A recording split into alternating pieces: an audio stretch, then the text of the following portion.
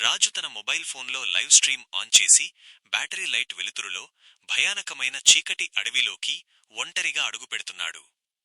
ఆకాశంలో నిండు పౌర్ణమి, చంద్రుడు మబ్బుల చాటున దాక్కున్నాడు. అడవి లోపలికి వెళ్లే కొద్దీ చీకటి దట్టమైంది.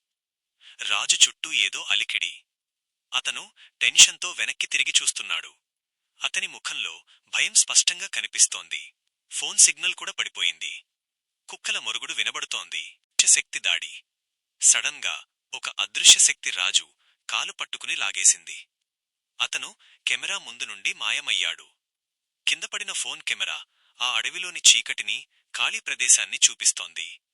లైవ్ స్ట్రీమ్ ఆగిపోయింది. స్క్రీన్ నల్లగా అయిపోతోంది. అంతా అయిపోయింది అనుకుంటుండగా కిందపడిన ఫోన్ను ఎవరో పైకి ఎత్తారు. కెమెరాలోకి ఆ భయంకరమైన దెయ్యం ఆంటీ ముఖం కనిపిస్తోంది.